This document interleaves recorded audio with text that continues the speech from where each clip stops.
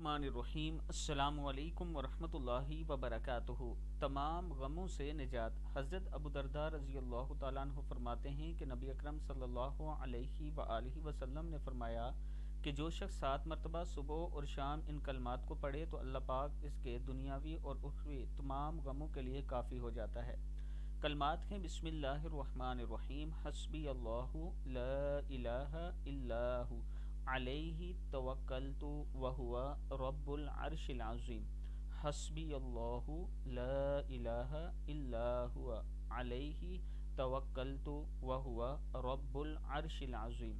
حسبی اللہ لا الہ الا ہو، علیہ توکلت وہو رب العرش العظیم۔ میرے لیے اللہ کافی ہے، اس کے سوا کوئی معبود نہیں، اسی پر بھروسہ ہے، وہ عرش عظیم کا مالک ہے۔